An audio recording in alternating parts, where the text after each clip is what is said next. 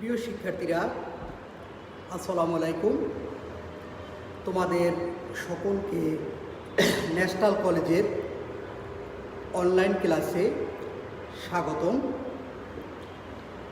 তোমাদের ক্লাস নেওয়ার জন্য আজ আমি উপস্থিত হয়েছি প্রকৌশলী মোহাম্মদ সাকিবুল ইসলাম, প্রভাষক, ন্যাশনাল কলেজ, বাড্ডা, ঢাকা। তো প্রিয় শিক্ষার্থীরা, আমরা গত ক্লাসে আলোচনা করেছিলাম introduction of web page design, অর্থাৎ ওয়েব পেজ ডিজাইন নিয়ে ওয়েবসাইট সম্পর্কে আমরা আলোচনা করেছিলাম। এরই ধারাবাহিকতায় আজকে তোমাদেরকে ওয়েব পেজ ডিজাইন, ওয়েব পেজের লেআউট সম্পর্কে আমি আলোচনা করব। তাহলে ইতিমধ্যে তোমরা অনেকেই উপস্থিত হয়েছো, রাফসান মোমিন, রহমান ফারিহা, আরও অনেকেই। যারা এখনও তোমরা আসলে উপস্থিত হওনি, তোমরা সবাই অ্যাটেন্ড করো। আমি আশা করি তোমাদের আজকে ওয়েব পেজের লেআউট সম্পর্কে বেসিক ধারণা দেব। তাহলে প্রিয় শিক্ষার্থীরা, আমরা ক্লাসে চলে যাচ্ছি।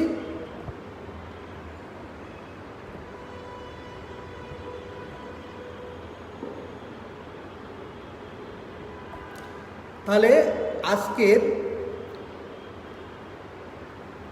আলোচ্য বিষয় হচ্ছে আমাদের ওয়েব পেজ এর প্রকারভেদ ও কাঠামো, অর্থাৎ types and structure of web page. প্রিয় শিক্ষার্থীরা, তোমরা যদি মনোযোগী হও, আমি ধারাবাহিকভাবে তোমাদের সকল ক্লাসগুলো নিব এবং তোমরা এখানে ওয়েব পেজ ডিজাইন এবং ওয়েব ডেভেলপমেন্ট সম্পর্কে তোমরা অবশ্যই জানতে পারবে। আমরা গত ক্লাসে তোমাদেরকে শিখিয়েছিলাম ওয়েবসাইট কি, ওয়েব পেজ কি, ওয়েবসাইটের ব্যবহার, এর সুবিধা, প্রয়োজন আমরা শিখিয়েছিলাম। আজকে তোমাদের এই ওয়েবসাইটের প্রকারভেদগুলো এবং ওয়েব পেজের লেআউট সম্পর্কে আমি ধারণা দিব। অনেকেই উপস্থিত হয়েছ। সাবিনা নেসা, আসসালামু আলাইকুম স্যার। ওয়ালাইকুম আসসালাম। প্রিয় শিক্ষার্থীরা, শুরুতেই যাই ওয়েব পেজ এর প্রকারভেদ, অর্থাৎ ক্লাসিফিকেশন অফ ওয়েব পেজ।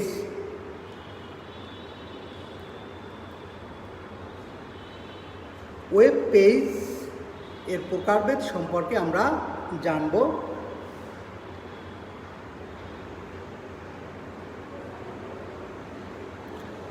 গঠন বৈচিত্র্যের উপর ভিত্তি করে ওয়েব পেজ বা ওয়েবসাইটকে দুই ভাগে ভাগ করা হয়েছে।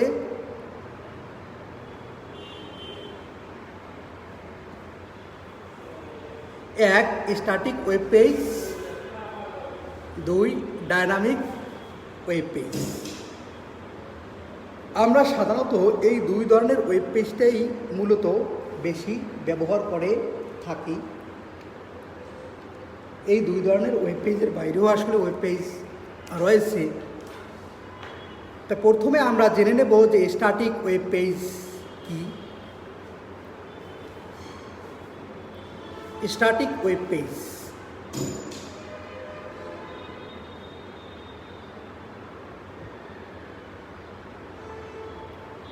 যে সকল পূর্ব প্রস্তুতকৃত কোনো কিছু প্রদর্শন করে, অর্থাৎ যে সকল ওয়েবসাইট পূর্ব প্রস্তুতকৃত কোনো কিছু প্রদর্শন করে এবং যেসব ওয়েব পেজের ডেটার মান ওয়েব পেজ লোডিং হওয়ার পর পরিবর্তন করা যায় না, তাকে স্ট্যাটিক ওয়েব পেজ বলে।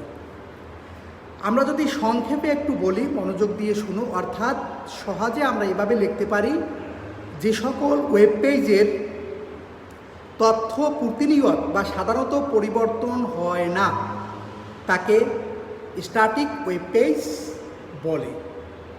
যে সকল ওয়েব পেজের তথ্য সাধারণত পরিবর্তন বা প্রতিনিয়ত পরিবর্তন হয় না, তাকে স্ট্যাটিক ওয়েব পেজ বলে।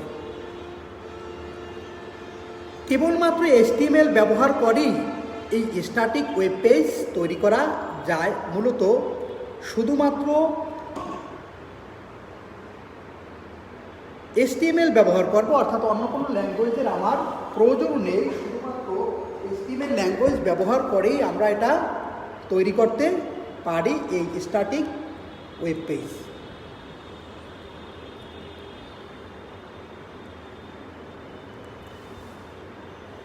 এরপর আমরা দেখব ডায়নামিক ওয়েব পেজ। মূলত যেসব ওয়েব পেজ পরিবর্তিত তথ্য প্রদর্শন করে এবং যে সমস্ত ওয়েব পেজ ডেটার মান ওয়েব পেজ লোডিং হওয়ার পর পরিবর্তন করা যায় তাকে ডায়নামিক ওয়েবসাইট বলে। আবার একটু আমি বলি, মূলত যেসব ওয়েব পেজ পরিবর্তিত তথ্য প্রদর্শন করে এবং যে সমস্ত ওয়েব পেজের ডেটার মান ওয়েব পেজ লোডিং হওয়ার পর পরিবর্তন করা যায় তাকে ডায়নামিক ওয়েবসাইট বলে। আমি তোমাদেরকে যদি আরও সহজে বলি তাহলে এভাবে বলবো, অর্থাৎ যে সকল ওয়েব পেজ প্রতিনিয়ত পরিবর্তনশীল, অর্থাৎ সবসময় পরিবর্তন হয়, এই সকল ওয়েব পেজ বা ওয়েবসাইটকে ডায়নামিক ওয়েব পেজ বলে। যেমন ধরো যে প্রথম আলো পত্রিকা একটা ওয়েব পেজ বা বিভিন্ন পত্রিকার ওয়েব পেজগুলো প্রতিনিয়ত কী হয়, পরিবর্তিত হয়, এই সকল ওয়েব পেজগুলো হচ্ছে মূলত ডায়নামিক ওয়েব পেজ বা ওয়েবসাইট। এ ধরনের ওয়েব পেজ তৈরির জন্য HTML এর সাথে সাথে JSP, PHP এবং ASP নামক সার্ভার সাইট ল্যাঙ্গুয়েজ ব্যবহারের প্রয়োজন হয়। যেমন কোনো মেম্বারশিপ সাইট যেখানে মেইল বা ইউজার ব্যবহার করে লগ ইন করতে হয়, অর্থাৎ বিভিন্ন ওয়েব পেজে আমি কিছু ওয়েব পেজ থেকে সাধারণত তথ্যটা আমরা দেখি, আবার কিছু ওয়েব পেজ থেকে মূলত লগ ইন করে আমরা প্রবেশ করি এবং সেখানে বিভিন্ন কাজ করতে পারি। তো সেটা হচ্ছে ডায়নামিক ওয়েব পেজ। অবস্থানের উপর ভিত্তি করে ওয়েব পেজকে দুই প্রকার বা দুই ভাগে ভাগ করা যায়। এক, লোকাল ওয়েব পেজ বা ওয়েবসাইট। দুই, রিমোট ওয়েব পেজ বা ওয়েবসাইট। অর্থাৎ দূরত্বের উপর ভিত্তি করে ওয়েব পেজকে দুই ভাগে ভাগ করা যায়। একটা হচ্ছে লোকাল ওয়েব পেজ বা ওয়েবসাইট এবং রিমোট ওয়েব পেজ বা ওয়েবসাইট। লোকাল ওয়েব পেজ বা ওয়েবসাইট যে সকল ওয়েব পেজ সাধারণত নিজস্ব কম্পিউটার বা সার্ভার সংরক্ষণ করা হয়, অর্থাৎ নিজস্ব কম্পিউটার বা সার্ভারে সংরক্ষণ করা হয় এবং সোর্স ও ড্রাইভ ও ডিরেক্টরি থেকে সহজেই ব্যবহার করা যায়, সেগুলোকে লোকাল ওয়েব পেজ বলা হয়। আবার একটু বলি, লোকাল ওয়েবসাইট বা ওয়েব পেজ যে সকল ওয়েব পেজ সাধারণত নিজস্ব কম্পিউটার বা সার্ভারে সংরক্ষণ করা হয় এবং সোর্স ও ড্রাইভ ও ডিরেক্টরি থেকে সহজেই ব্যবহার করা যায়, সেগুলোকে লোকাল ওয়েব পেজ বলা হয়। এ ধরনের ওয়েব পেজ ব্যবহারের জন্য ইন্টারনেট সংযোগ প্রয়োজন হয় না, অর্থাৎ আমি যদি এ ধরনের ওয়েবসাইট বা ওয়েব পেজ তৈরি করব, সেক্ষেত্রে আমার ইন্টারনেটের প্রয়োজন হবে না। এরপর আমরা দেখব রিমোট ওয়েব পেজ বা ওয়েবসাইট। দূরবর্তী কোনো কম্পিউটার ওয়েব সার্ভারে সংরক্ষিত ওয়েব পেজগুলোকে রিমোট ওয়েব পেজ বলা হয়। রিমোট ওয়েব পেজ ডাউনলোড করার জন্য, অর্থাৎ দেখার জন্য, ব্রাউজ করার জন্য ইন্টারনেট সংযোগের প্রয়োজন হয়। দূরবর্তী কোনো কম্পিউটারে অথবা ওয়েব সার্ভারে সংরক্ষিত ওয়েব পেজগুলোকে রিমোট ওয়েব পেজ বলা হয়। রিমোট ওয়েব পেজ ডাউনলোড করার জন্য ইন্টারনেট সংযোগের প্রয়োজন হয়। মূলত ইন্টারনেট সংযোগ ব্যতীত আমি,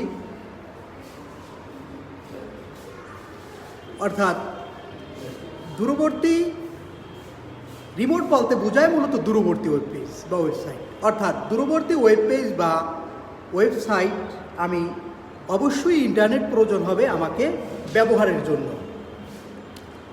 এ ধরনের ওয়েব পেজ ব্রাউজিংয়ের জন্য ওয়েব অ্যাড্রেস জানার প্রয়োজন হয়, অর্থাৎ লোকাল ওয়েব পেজগুলো যেভাবে আমি আমার নিজস্ব কম্পিউটারে রেখে দেখতে পারি, কিন্তু দূরবর্তী ওয়েব পেজগুলো দেখার জন্য আমাকে ওয়েব অ্যাড্রেস দরকার হবে। এরূপ অ্যাড্রেসকে মূলত আমরা ইউআরএল হিসাবে চিহ্নিত করি, অর্থাৎ ইউনিভার্সাল রিসোর্স লোকেটর। এই ইউনিভার্সাল রিসোর্স লোকেটরের কাজ হচ্ছে যে দূরবর্তী কম্পিউটারে বা সার্ভারে থাকা পেজগুলো সে লোড করে আমরা যখন তাকে সার্চিং করি বা খুঁজে বেড়াই বা ব্রাউজ করতে চাই। প্রিয় শিক্ষার্থীরা, তাহলে আমরা দুই ধরনের ওয়েবসাইট বা ওয়েব পেজ সম্পর্কে জানলাম, একটি স্ট্যাটিক ওয়েব এবং ডায়নামিক। আমরা একটু এই দুটির পার্থক্য দেখব। তাহলে দুটির পার্থক্য জন্য একটি স্ট্যাটিক ওয়েব পেজ আর একটি ডায়নামিক ওয়েব পেজ সহজে আমরা যদি দেখি যে স্ট্যাটিক ওয়েব পেজে মূলত নির্দিষ্ট সংখ্যক পেজ থাকে, আর ডায়নামিকে সাধারণত ডায়নামিক পেজ তৈরি হয়। ওয়েবসাইটের থিম এবং ওয়েব পেজ কন্টেন্ট নির্দিষ্ট, অর্থাৎ স্ট্যাটিক যেহেতু পরিবর্তন হয় না, এটা যেটা তৈরি করে রাখবো আমরা সেটাই থাকবে, এটা সাধারণত পরিবর্তন হয় না। আর ডায়নামিক কন্টেন্ট মূলত ডিজাইন বা কন্টেন্টের রান টাইমের সাথে, অর্থাৎ যখন এটা লোড হতে থাকবে তখন এটা পরিবর্তিত হবে। 3 নম্বরে দেখি আমি কয়েকটি মাত্র মার্কআপ কন্টেন্ট থাকায় দ্রুত লোড হয়, অর্থাৎ যেটাকে আমরা বলি যে মেমোরি বা এমবি বা জায়গা এটা হালকা, পেজের জায়গা কম, অর্থাৎ কয়েকটা মার্কআপ ল্যাঙ্গুয়েজ থাকে বিধায় এটা দ্রুত লোড হয়। কিন্তু ডায়নামিক কন্টেন্ট তৈরি হওয়ার জন্য লোড দেরি হয়। লোড দেরি হওয়ার কারণটা হচ্ছে এখানে মূলত অনেকগুলো মার্কআপ ল্যাঙ্গুয়েজের সমন্বয় ঘটে এবং মেমোরিতে বেশি জায়গা নেয়, এ কারণে একটি লোড হতে একটু বেশি সময় লাগে। কখনো ডেটাবেস কানেক্টিভিটি ব্যবহার করে না, অর্থাৎ বিভিন্ন জায়গা থেকে আমি যে ডেটাবেস কানেক্টিভিটি ব্যবহার করি মূলত এটা HTML ব্যবহার করেই শুধু তৈরি করি স্ট্যাটিকটা, এজন্য কানেক্টিভিটি ব্যবহারের প্রয়োজন হয় না। কিন্তু ডেটাবেস কানেক্টিভিটি ব্যবহার করা হয় ডায়নামিক ওয়েব পেজে, কারণ এটা বিভিন্ন জায়গায় থেকে একসাথে বিভিন্ন মানুষ লগ ইন করতে পারে। সরাসরি রান করে, অন্য সার্ভার ল্যাঙ্গুয়েজ প্রয়োজন হয় না। সাধারণত শুধুমাত্র HTML ব্যবহার করেও তৈরি করা যায়, তবে HTML এর সাথে CSS দিয়েও তৈরি করা হয়। আর ডায়নামিকের ক্ষেত্রে সার্ভারের অ্যাপ্লিকেশন রান করে এবং আউটপুট ওয়েব পেজ প্রদর্শন করে, তাই এতে সার্ভার অ্যাপ্লিকেশন ল্যাঙ্গুয়েজ যেমন PHP, তারপর ASP, নেট, তারপর JSP ইত্যাদি প্রয়োজন হয়। স্ট্যাটিক ওয়েব পেজে মূলত ডেভেলপ করা সহজ, কারণ এটার খরচ তুলনামূলক অনেক কম ডায়নামিক ওয়েব পেজের চেয়ে। আর ডায়নামিক ওয়েব পেজ ডেভেলপ করা, তারপর টেস্ট করা, ব্যবস্থা করার জন্য দক্ষ ডেভেলপার প্রয়োজন হয়। মূলত এটি অনেক বেশি সময় নিয়ে করতে হয়। আর স্ট্যাটিকটা সাধারণত খুব সহজে অল্প সময়ের মধ্যে এবং মাত্র 2-1টি ল্যাঙ্গুয়েজ ব্যবহার করে তৈরি করা যায়। বাস্তব জীবনে মূলত কারো জীবনী তৈরি করার জন্য আমরা এই স্ট্যাটিক ওয়েব পেজ ব্যবহার করি, কারণ জীবনের ক্ষেত্রে জানি আমরা যে তার জীবনী, জন্ম তারিখ, বাবার নাম, মায়ের নাম এটা সাধারণত কী হয় না, পরিবর্তন হয় না। আর ডায়নামিক ওয়েব পেজ মনে করো বিভিন্ন সাংবাদিকতা বা নিউজ পেপার এই সকল ক্ষেত্রে আমরা ডায়নামিকটা ব্যবহার করি, কারণ এটা কি প্রতিনিয়ত পরিবর্তনের প্রয়োজন হয়। ধরে নাও কাজী নজরুল ইসলামের জীবনী, অর্থাৎ আমি স্ট্যাটিক ওয়েব পেজ তৈরি করতে পারি, কারণ তার সব কিছু একই থাকবে, বাবা মা, তার জীবনী।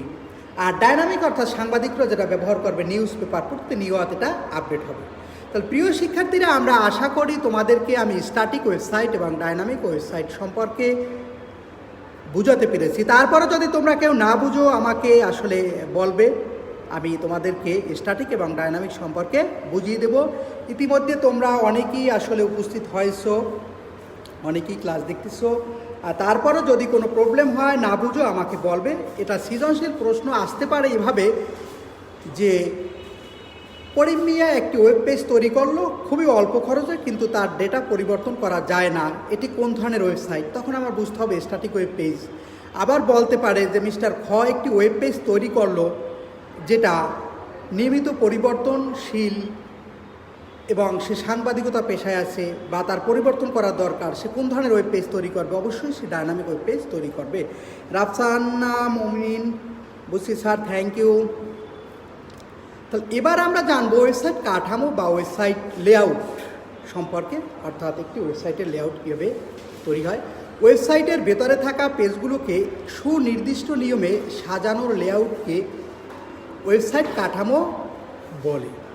অর্থাৎ একটি ওয়েব পেজ বা ওয়েবসাইট সম্পর্কে তোমাদেরকে গত ক্লাসে যখন আমি ধারণা দিয়েছিলাম তখন বলেছিলাম যে একটি ওয়েবসাইটের মধ্যে একাধিক পেজ থাকবে, অর্থাৎ এই একাধিক পেজগুলোকে যে কীভাবে ভিতরে সংযুক্ত থাকবে এই সংযোগ লেআউটকেই বলা হয় মূলত স্ট্রাকচার বা ওয়েবসাইটের কাঠামো।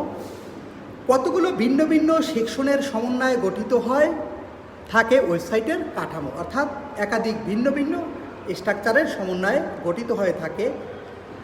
যে কোনো ওয়েবসাইট প্রধানত 3টি পরস্পর সংযুক্ত লিঙ্ক সেকশন নিয়ে গঠিত হয়, অর্থাৎ কোনো ওয়েবসাইটকে সাধারণত আমরা 3টি সেকশন নিয়ে গঠিত হয়ে থাকে। একটি হচ্ছে হোম পেজ।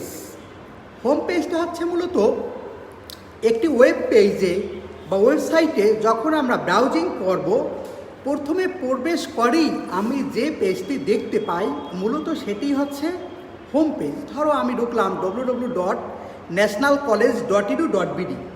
এই ন্যাশনাল কলেজের ওয়েবসাইটে প্রথমে প্রবেশ করে আমি যেই পেজটা দেখতে পাই সেটাই হচ্ছে একটি ওয়েবসাইটের হোম পেজ। মূলত এই হোম পেজের মধ্যে অন্যান্য সকল পেজগুলোর লিঙ্ক আপ করা থাকে এবং লিঙ্ক দেওয়া থাকে, এখান থেকে অন্যান্য পেজগুলোতে যাওয়া যায়। হোম পেজের পরের সেকশনটা হচ্ছে মেইন সেকশন বা মেইন পেজ। মূলত মেইন সেকশনেই সাধারণত সকল তথ্যসমূহ থাকে, অর্থাৎ একটি ওয়েব পেজের হোম পেজে প্রবেশ করেই আমরা এরপর যেটা মেইন পেজ বা মেইন সেকশন হিসেবে পরিচিত এই মেইন সেকশনে মূলত সকল তথ্যসমূহ থাকে। এরপর হচ্ছে সাবসেকশন বা সাব পেজ। মূলত এই মেইন সেকশনে যখন তথ্য রাখার জায়গা হয় না তখন এর সাথে আরও কিছু পেজ অ্যাড করা হয়। এই পেজগুলোকে মূলত সাবসেকশন হিসাবে বা সাব পেজ হিসাবে চিহ্নিত করা হয়। সাধারণত মেইন সেকশনের তথ্যই সাব পেজ সেকশন বা সাব পেজে থাকে। মূলত মেইন সেকশনের কাজ হচ্ছে সাবসেকশনের কাজ হচ্ছে মেইন সেকশনকে সহায়তা করা। তাহলে আমরা জানলাম প্রিয় শিক্ষার্থীরা 3টি অংশের সমন্বয়ে একটা ওয়েব পেজ তৈরি। একটা হচ্ছে হোম সেকশন বা হোম পেজ, মেইন সেকশন বা মেইন পেজ, সাবসেকশন বা সাব পেজ। প্রবেশ করেই একটি ওয়েবসাইটের মধ্যে আমি যেই পেজটা দেখব সেটা হচ্ছে হোম পেজ। হোম পেজের মধ্যে মূলত তেমন তথ্য থাকে না, অন্যান্য পেজের লিঙ্কগুলো থাকে এবং যেখানে মূলত একটি ওয়েব পেজের তথ্যসমূহ থাকবে সেটিকে বলা হয় মেইন সেকশন বা মেইন পেজ। এরপর হচ্ছে সাবসেকশন বা সাব পেজ, অর্থাৎ মূলত মেইন সেকশনকে সহায়তা করার জন্য যে পেজগুলো থাকে তাকে সাবসেকশন বলে। তো প্রিয় শিক্ষার্থীরা, আমি আশা করি তোমরা একটি ওয়েব পেজের লেআউটের 3টি অংশ সম্পর্কে ধারণা লাভ করতে পেরেছো এবং তোমরা বুঝতে পেরেছো। এবার আমি দেখাবো তোমাদের ওয়েবসাইটের কাঠামোর প্রকারভেদ, অর্থাৎ এই যে ওয়েবসাইটের লেআউট বা কাঠামোকে আবার ভাগ করা হয়েছে। প্রথমে দেখি ওয়েবসাইটের বৈশিষ্ট্য অনুসারে এর কাঠামোকে 4 ভাগে ভাগ করা যায়, যথা 1 সিকোয়েন্স বা লিনিয়ার কাঠামো, সিকোয়েন্স অর লিনিয়ার স্ট্রাকচার যেটাকে আমরা বলে থাকি। 2 ট্রি বা হায়ারার্কিক্যাল কাঠামো, tree or hierarchical structure.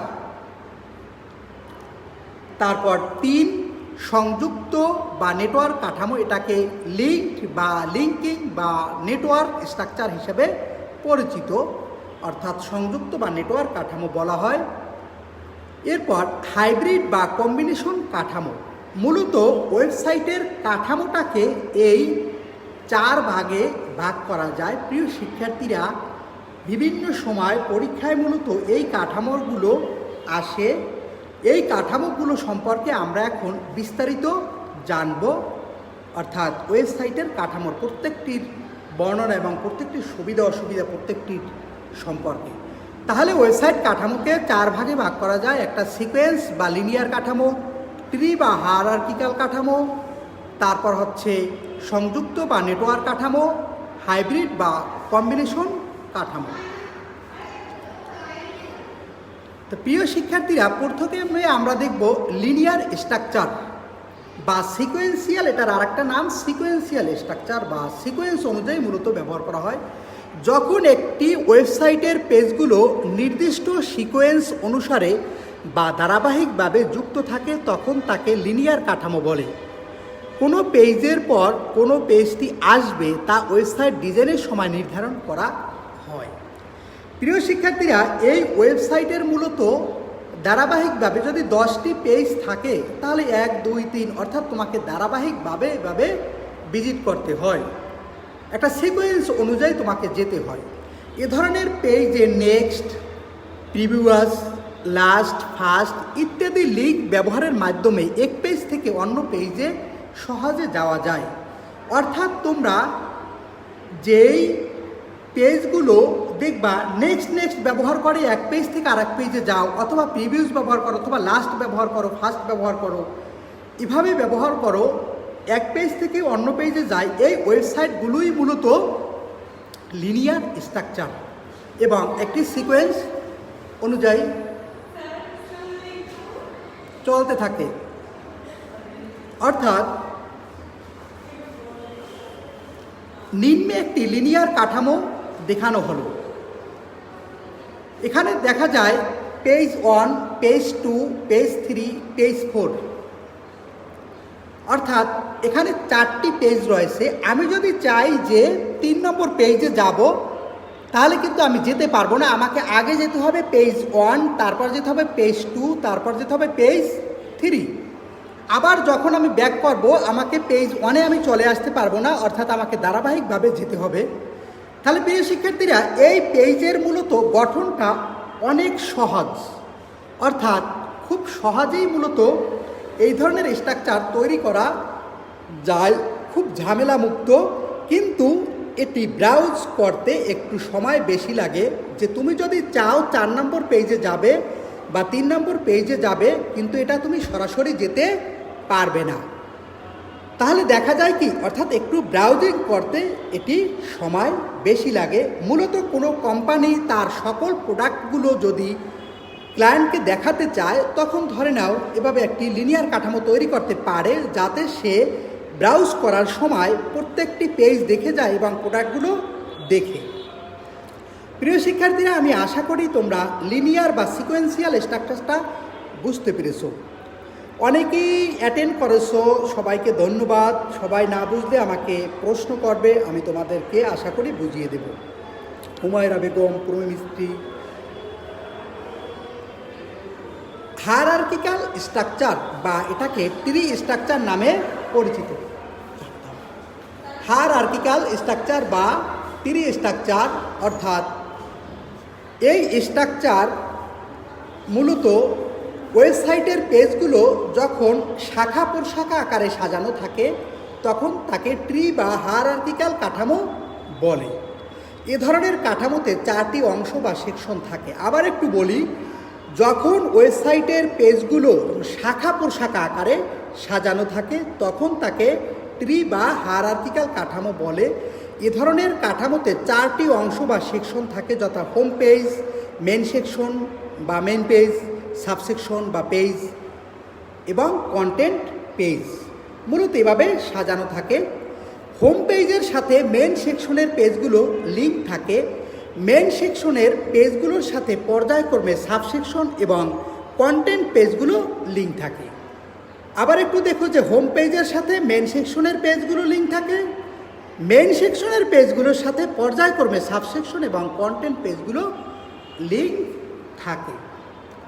Hierarchical বা ট্রি স্ট্রাকচারে হোম পেজ থেকে ভিজিটারগণ বুঝতে পারে কোন মেন সেকশনের লিঙ্ক অনুযায়ী কন্টেন্ট পেজে গেলে প্রয়োজনীয় তথ্য পাওয়া যাবে।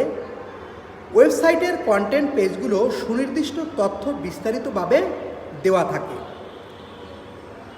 মূলত ধরে নাও যে ন্যাশনাল কলেজের ওয়েব পেজ বা ওয়েবসাইট, এখানে তুমি প্রথমেই ঢুকলে ন্যাশনাল কলেজের ওয়েব পেজে, এরপর 3টি শাখা, একটি মানবিক শাখা, একটি ব্যবসায় শিক্ষা শাখা আর একটি বিজ্ঞান শাখা। অর্থাৎ তোমার যদি বিজ্ঞান শাখা প্রয়োজন হয়, তোমার কিন্তু মানবিক শাখায় ভিজিট করার প্রয়োজন নেই।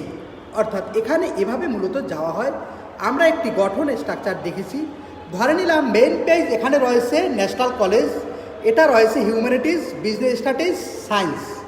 এরপর রয়েছে ধরলাম humanities girls, humanities boys, business studies girls, business studies boys, তারপর সায়েন্স গার্লস, সায়েন্স বয়েজ। অর্থাৎ এভাবে ভাগ করা রয়েছে। তাহলে প্রিয় শিক্ষার্থীরা, এখানে দেখো, যদি তোমার এই বিজ্ঞান শাখা অর্থাৎ পেজ 1 প্রয়োজন হয়, তাহলে কিন্তু তোমার পেজ 3তে যাওয়ার আর কোনো প্রয়োজন নেই। আবার যদি তোমার পেজ 2 দরকার হয়, তাহলে পেজ 1 এবং পেজ 3তে যাওয়ার প্রয়োজন নেই। এই ধরনের ওয়েবসাইটে সাধারণত স্ট্রাকচারগুলোতে একটু জটিল হলেও সময়টা লিনিয়ার স্ট্রাকচারের চেয়ে কম লাগে। অর্থাৎ লিনিয়ার কাঠামোর চেয়ে সময়টা একটু কম লাগে ব্রাউজিংয়ের ক্ষেত্রে।